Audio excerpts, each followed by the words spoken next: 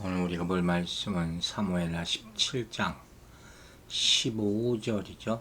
15절부터 20절까지 보도록 하겠습니다. 사무엘하 17장 15절부터 읽겠습니다. 이에 후세가 사독과 아비아달 두 제사장에게 이르되 아히도벨이 압살롬과 이스라엘 장로들에게 이러이러하게 계략을 세웠고 나도 이러이러하게 계약을 세웠으니 이제 너희는 빨리 사람을 보내 다윗에게 전하기를 오늘 밤에 광야 나루터에서 자지 말고 아무쪼록 건너가소서 하라. 혹시 왕과 그를 따르는 모든 백성이 몰사할까 하노라 하니라. 그때 요나단과 아히마아스가 사람이 볼까 두려워하여 감히 성에 들어가지 못하고 에느로겔가에 머물고 어떤 요종은 그들에게서 나와서 말하고 그들은 가서 다윗 왕에게 알리더니 한 청년이 그들을 보고 압살롬에게 알린지라. 그 두 사람이 빨리 달려서 바후림 어느 사람의 집으로 들어가서 그의 뜰에 있는 우물 속으로 내려가니 그 집 여인이 덮을 것을 가져다가 우물 아귀를 덮고 찌은 곡식을 그 위에 널매 전혀 알지 못하더라. 압살롬의 종들이 그 집에 와서 여인에게 묻되 아히마아스와 요나단이 어디 있느냐 하니 여인이 그들에게 이르되 그들이 시내를 건너가더라 하니 그들이 찾아도 만나지 못하고 예루살렘으로 돌아가니라. 자, 오늘 이 본문의 모습을 보면 다윗이 정말 위기에 닥쳤을 때 도와주었던 사람들이 나와요. 이게 참 우리 인생이 중요한 것 같아요. 정말 우리가 힘들었을 때 그때 누가 우리 곁에 있느냐. 그 한 사람 한 사람이 비록 무명일지라도 그런 도움이 없었으면 다윗은 살아남지 못했을 것이죠. 우리 인생도 마찬가지다 하는 그런 얘기를 좀 드려보고 싶어요. 그래서 우리는 그 한 사람 한 사람을 소중하게 여길 필요가 있다 하는 것이죠. 이제 15절을 다시 보세요. 이에 후세가 사독과 아비아달 두 제사장에게 이르되 아히도벨이 압살롬과 이스라엘 장로들에게 이러이러하게 계략을 세웠고 나도 이러이러하게 계략을 세웠으니.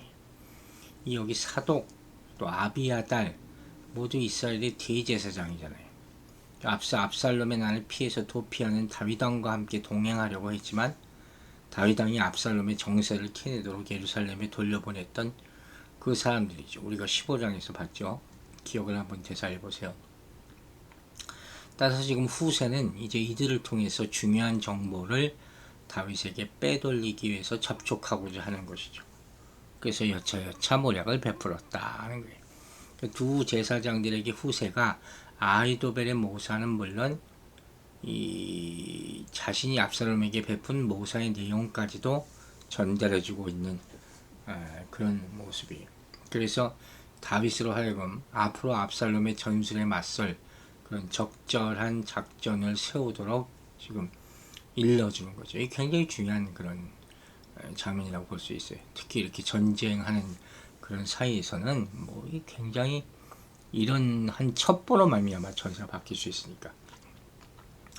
그래서 16절에서 말합니다. 이제 너희는 빨리 사람을 보내 다윗에게 전하기를 오늘 밤에 광야 나루터에서 자지 말고 아무쪼록 건너가소서. 혹시 왕과 그를 따르는 모든 백성이 몰사할까 하노라 하니라. 지금 뭐 아주 초금을 다투는 그런 상황이죠. 그러니까 당장 빨리 피해야 된다는 거예요. 이 오늘 밤이라는 것은 다윗이 예루살렘에서 피해서 나오고 압살롬이 예루살렘에 들어갔진 바로 그날 밤 얘기하는 거예요. 근데 후세가 여기서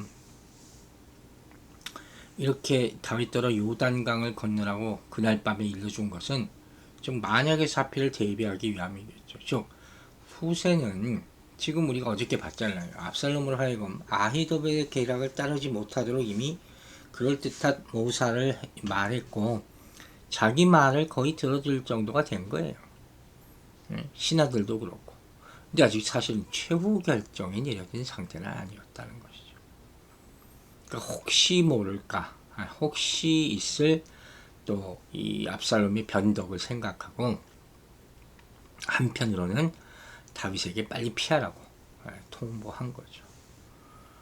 그러니까 17, 18절에 이런 말이 또 나와요. 그때 요나단과 아히마아스가 사람이 볼까 두려워하여 감히 성에 들어가지 못하고 에르노겔가에 머물고 어떤 여종은 그들에게 나와 한 청년이 그들을 보고 압살롬에게 알린지라. 이거 보세요.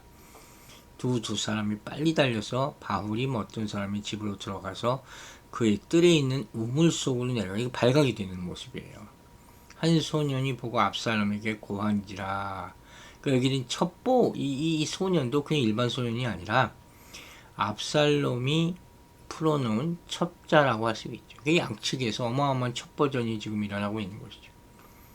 그러니까 이게 뭐 수상한 사람들이 밖으로 나가니까 당연히 압살롬에게 지금 보고하는 게 당연하지 않겠습니까?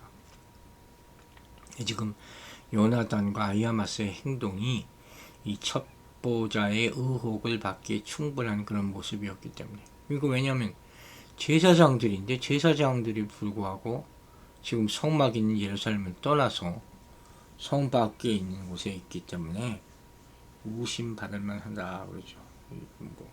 또 그들의 모습 자체도 굉장히 긴장하고 있는 것이고, 또 신분이 전혀 다른 하층 계급의 그 여종과 지금 내통하고 있는 듯하게 보이고 있잖아요. 그러니까 이 소녀는 또 자기의 의무가 있으니까 압살롬에게 즉각 보고를 할 수밖에 없겠죠. 여기 나오는 바후림은 예루살렘에서 감람산을 넘어서 요단강으로 내려가는 길목에 위치한 그런 곳으로 보여집니다. 근데 이곳이 어떤 곳이냐면 다윗 왕이 압살롬으로부터 도피할 때 시므이로부터 혹독한 저주를 받았던 바로 그곳이에요. 그런데 이번에는 같은 장소에서 다윗의 연락원들이 한 여인으로부터 귀중한 도움을 받고 있는, 참 아이러니죠.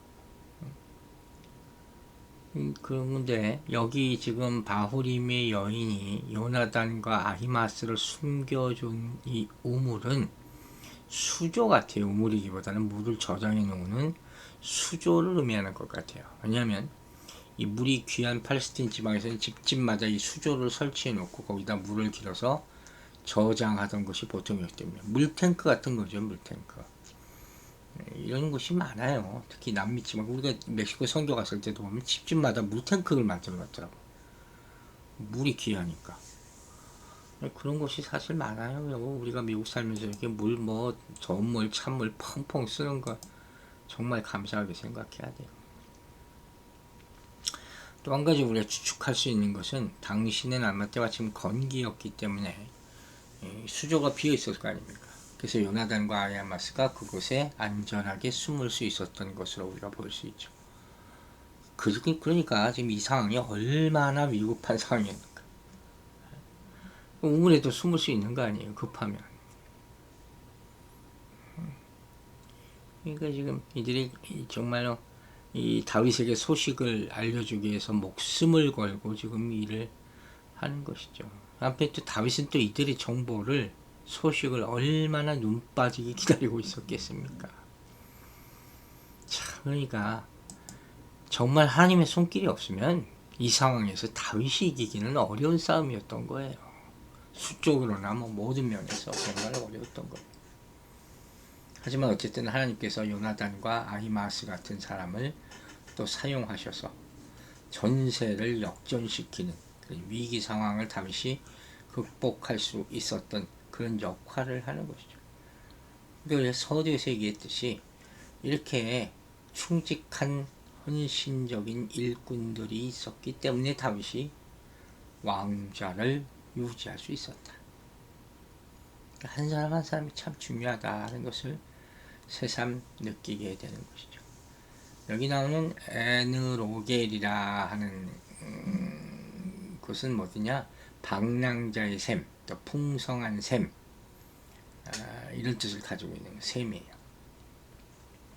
이 샘은 예루살렘 남동쪽의 기드론 골짜기에 위치했다고 보여지는데, 이 수맥이 골짜기의 지하수층까지 연결되어 있어서 강우량이 많은 겨울철에는 지하수가 막 흘러 넘쳤다고들 알려지고 있습니다. 그래서 그 이름과 같이 오고 가는 나그네들이 이곳에서 충분 안식을 취할 수 있었던 것으로 보여주고 있어요. 여기서 또 의외의 인물이 한 사람 나오죠. 바로 여기 나오는 계집종이죠. 그 계집종, 어떤 계집종 이렇게 표현했지만 히브리 말 보면 정관사가 붙어 있거든요. 이 특별한 이 사람, 택한 자, 하나님께서 선택한 그런 사람을 의미한다고 볼 수 있죠. 그러니까 이 여종은 사독과 아비아들이 요나단과 아히마스에게 중요한 정보를 전달하기 위해서 임무를 맡겨보낸 특별한 종이죠. 이렇게 우리가 성경을 보면 뭐 오병이어도 그렇지만 그 사건에서도 그렇지만 이름이 나타나지도 않아. 그냥 작은 소년, 여종, 뭐 남종 이런 사람들이 하나님의 메신저 역할을 하는 경우가 참 많아요. 그러니까 이걸 간과하지 말라는 거예요. 또 이런 말을 한 적 있잖아요. 성경에 하나님 이름이 나오지 않는다. 이름이 나오지 않는데 하나님이 큰 일을 결국 감당하는 것을 보인다. 중간 역할을 하든지 무슨 일이 계기가 되든지 하는 사람을 보면 바로 우리 이름을 거기다 놓고 우리가 그런 사람이 되라 하는 그 뜻이라는 것이죠.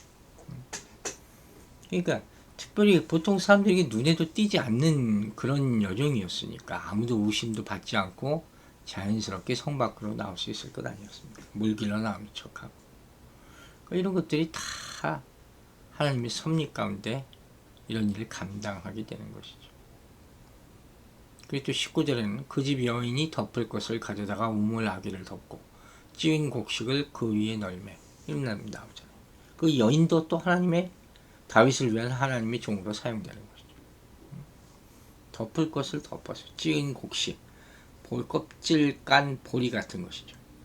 그러니까 이런 행동이 마치 사람들이 겉에서 보기에는 곡식을 뭐 햇빛에 말리는 것 같이 보이겠죠. 뚜껑이 이렇게 쭉 넣어놓은 거니까.